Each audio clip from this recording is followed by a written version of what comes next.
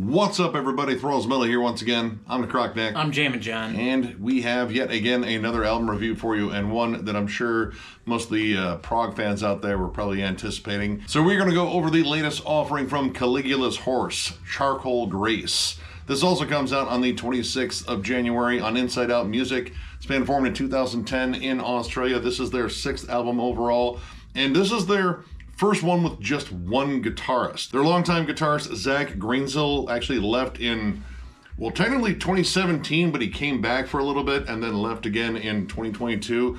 So in terms of guitars and synths and production, this is all pretty much handled by Sam Vallen, the other guitarist, who is also a founding member and one hell of a guitarist as well. And for those that don't know, this is a progressive metal act. Very modern prog. I was a big fan of the album Bloom. That's where I came into this band on the ground floor. And then In Contact pretty much solidified me as a fan. I think that is still one of their finest works. And we actually went over their last one, Rise Radiant, forever ago. Actually, I think it was like 2020. Yeah, it might have been. Yeah, back before we knew how to like edit or light anything. Or do videos or talk on camera. Yeah, any of that. Be comfortable or anything like that. It was a train wreck, I'm sure. It was bad. Don't watch early Thralls. But we weren't as much of a fan of that one, and admittedly, I kind of went into this one a little bit hesitant because I thought that Rise Radiant kind of just, I don't know, streamlined everything and it kind of went more for, I don't know, like more accessibility versus being more progressive and lavish. And I'll be honest, my suspicions about it maybe going that direction were immediately dismissed. This is back to being quite a huge sounding prog band. I mean, without giving too much away, they have definitely stepped up their game and gone back to their roots, I would say. This is definitely more in the vein of Bloom, In Contact, something like that. It opens up with a 10-minute track, The World Breathes With Me. I mean, that's prog right there. Airy, ambient, clean melody, and this airy, ambient, clean melody kind of sets the pace for the entire record. Yeah, there's a lot of big, open, clean passages, but what I like about this is you have a 10-minute song that builds really well. And in fact, you get like over 2 minutes of just instrumentation and song building and kind of setting the mood before the vocals even come in. And once it does take off, distorted, chuggy guitar, kind of in the vein of what this band would be anyway, and then the vocals hit. Oh my God. The most beautiful vocals I think I've heard this year, at least, if not in quite some time. Jim Gray's talents on vocals, I don't think have ever been in question. That dude just has a remarkable voice. And he does a great job of not only exploring his range, like you have like soft falsetto vocals that come in, some more giant-sized bellows, whispers. He also has a lot of fun with cadences, too. And with all the interesting syncopated grooves that are on here, he has a lot of fun with those too. But the one thing that I love about his vocal style is he emotes very well. Yes, he does. And a lot of this is more of that like emotionally driven progressive metal, like very much in the vein of Devin Townsend. In terms of like the subject matter and again, like the size and breadth and the lushness of the sound, like it is very Devin Townsend, but you can also combine that with, I mean, definitely some classics like Dream Theater too, and some new schoolers that just kind of absolutely blow Dream Theater away here lately. Haken. Yeah. There's a lot of that, and it's this kind of cool meeting point between those two styles. As if the beauty wasn't already captured enough in the first song, as the album moves on, it moves into a 4-part suite. Pray, A World Without, Vigil, and Give Me Hell, all part of the Charcoal Grace series. And these are about as beautiful as it gets. Each and every part of this 4-part movement seems to outdo itself as far as lush, gigantic atmosphere and some of the prettiest vocals, I think, again, period. I know I keep saying that, but man. What I really like about this 4-part suite is, well, all 4 parts are very different, and they all explore like some different sounds. Like Pray, the opener, is more of the big setup. Like it comes in very grand, like you have these clean guitars, it builds into these giant, huge, like sweeping melodies. And we also have real strings on here, there are real trumpets on here, there are flutes as well. Like this is a big album. But as these songs keep going on, like you start getting into more emotional subject matter, and I like the fact that the music really matches the tone. A World Without, there were some lines that actually struck me in there that was like, you know what, I want to look up the lyrics, and the whole lyric subject matter seems like it's about a father's disillusionment with his own son. Talk about heavy. And while the song's subject matter is kind of overall very just, dark and very gloomy, there's this kind of playing back and forth in terms of the lyrics and the vocal delivery, from like being sad and being wanting to reach out to his son, and also just being angry, and then being just self-destructive, saying that I'm the monster you hated and so on. And it's really very poignant, and that was something I really latched onto. Is, generally with a lot of prog, I kind of worry about how pretentious it can be. Sure. Because prog is generally very guilty of that, and I like a lot of the more emotionally driven stuff. I don't want it to get like so pretentious that it eventually morphs into Morrissey giving me a speech. No one wants that, like, ever. In fact, I would love for him to shut up entirely. But this kind of tugs at the heartstrings and then dazzles you with like just amazing musicianship. And at no point would I say any of this is like so technical that people are going to be put off by it. It's not. It's very well layered. There's nothing overtly technical going on until you get to the lead work. The lead work is some of the best lead work I've heard in quite some time, as far as like a proggy approach. Like, most of it's really jazzy, very tasteful, very smooth flowing. There's not a song on this record that doesn't have an amazing lead to it. Yeah, and again, a lot of variety in the leads, and even like the lead tones. Like, you get some great clean passages that show up. The lead that is on the Storm Chaser is almost kind of sexy. Like, there's a cool swing to it, a bass groove behind it, and it's not really relying on being like grand. It's kind of more, well, intimate. But on the other side of that, you have like a giant sized lead on the first part of Charcoal Gray's Prey, where it's just lavish, it's ascending, it's soaring. And honestly, like, with the tone on it, it almost sounds like a Dream Theater lead, but not John Petrucci. It kind of sounds like a Jordan Rudess lead.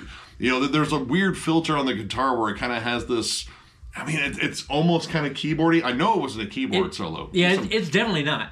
It's not. It's a guitar solo, but it sounds like a keyboard, like maybe a keytar. Yeah. Yeah. But in terms of like technicality, I mean, there's definitely a lot of cool polyrhythms and such. You get some great syncopated breakdowns, heavier moments that show up on Give Me Hell. In fact, that has a more foreboding vibe to it, and there's some absolutely just disgustingly heavy sections on that one, and the last track, Mute. Yeah, Mute's got straight up Meshuggah chugs to it. Yes, it does. Syncopated Meshuggah chugs, and it's nice to have that still incorporated in the music. Like, the song Gollum is a little bit heavier, kind of akin to their last album. Definitely A World Without. Give Me Hell towards the end has some heavier chugging to it. So, I mean, it's not without that, but it's not the dominant focus of the album. Yeah, gent seasoning has always been kind of a part of this. It's never been like the entire sound. I think the album where they kind of dry humped that a little bit much was the last one, Rise Radiant. I felt like they were kind of just going to the gent well a little too often. This one really explores a lot of just, textures, emotions. I mean, even production tropes too. Like the third part of Charcoal Grace, we're going to keep coming back to that one a lot. Vigil is probably the most intimate, quiet track on there. It's mostly acoustic guitars and a very effectless vocal performance from Jim Gray. It's just him. Yep. And he sounds like he is just right there in front of the microphone in a pretty good sized room, and it just feels very vulnerable and very intimate, and it's the only one where I think they actually say Charcoal Grace, so I guess that counts as the title track, maybe? And the opening track, The World Breathes With Me Too, he also has some interesting talk box effects as well.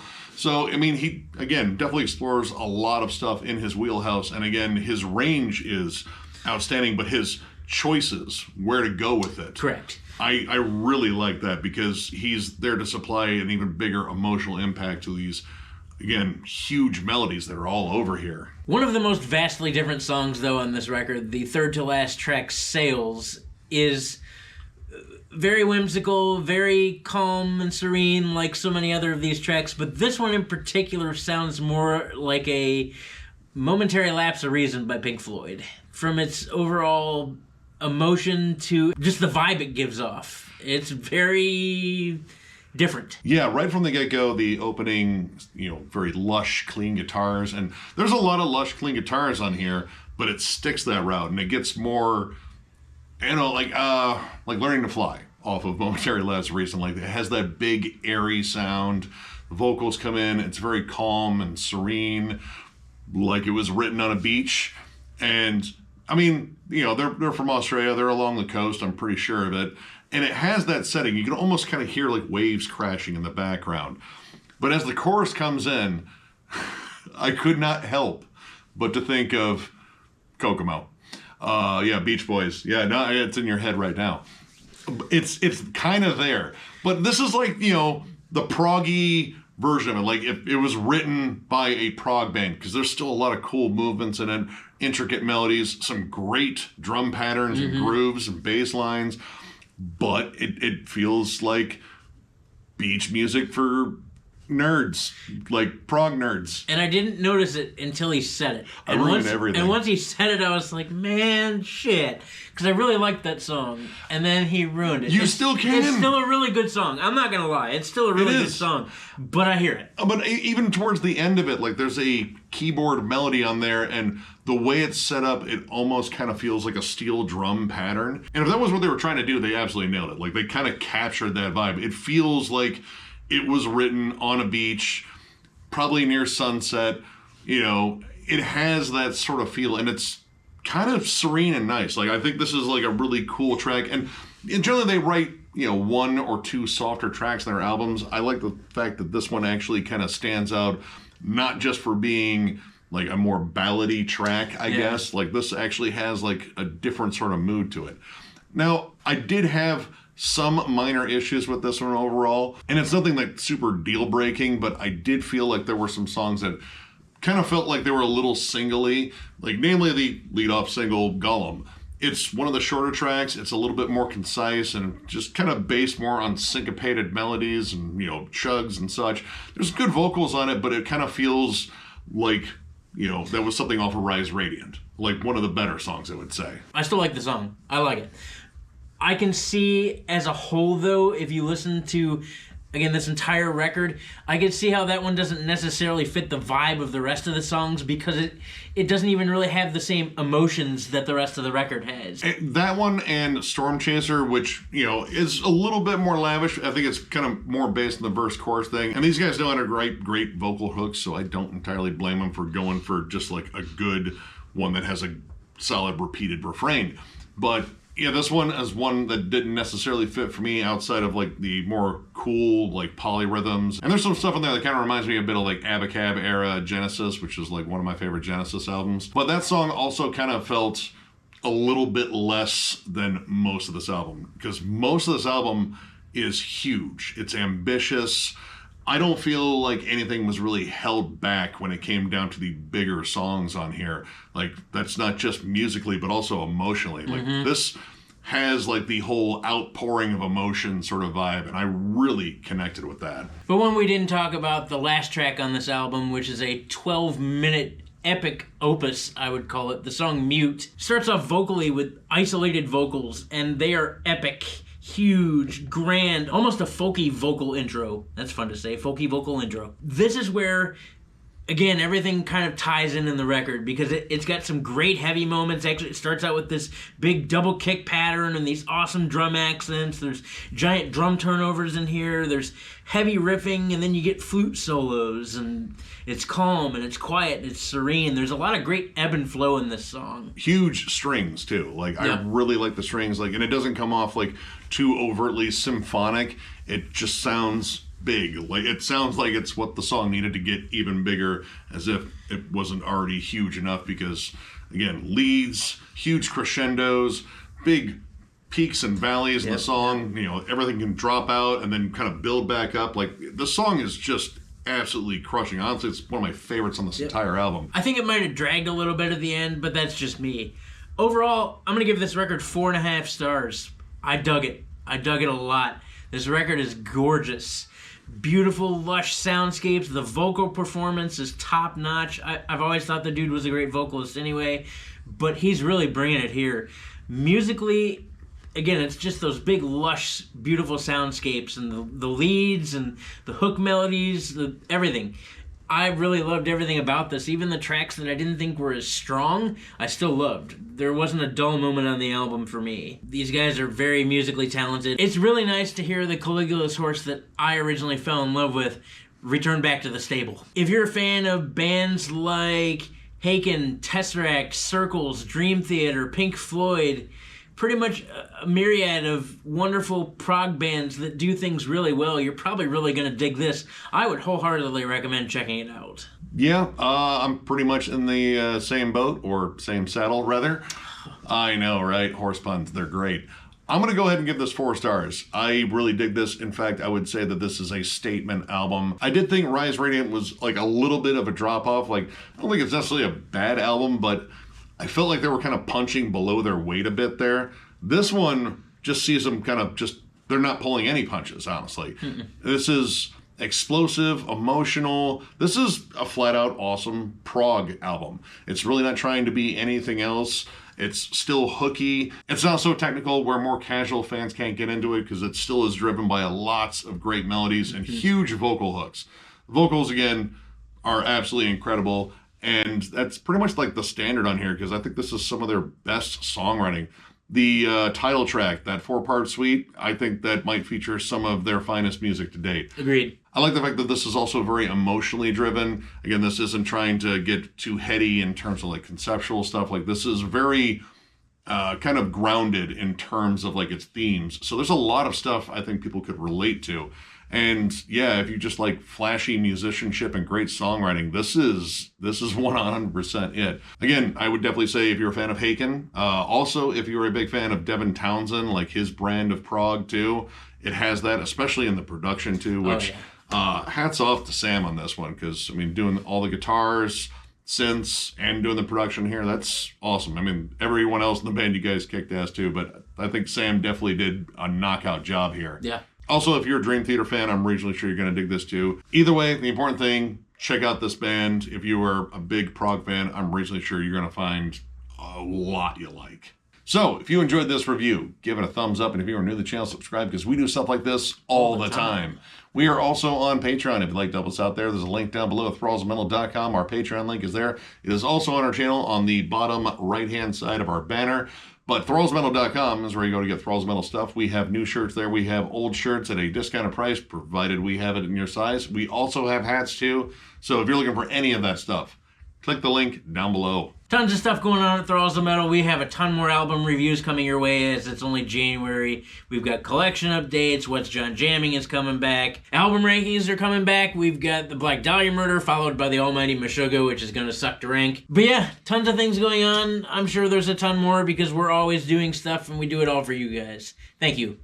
Thank you for being a part of our lives, and for being a part of Thralls of Metal, and for keeping us going after 5 years. I can't believe it's been 5 years. Yeah, no, I can. I've been behind a computer editing stuff for 5 years. I can believe it. But yeah, no, you guys are absolutely amazing. We love doing this. And as always, there's going to be plenty more coming your way. So one more big thank you, because you guys are awesome. And we will catch you later.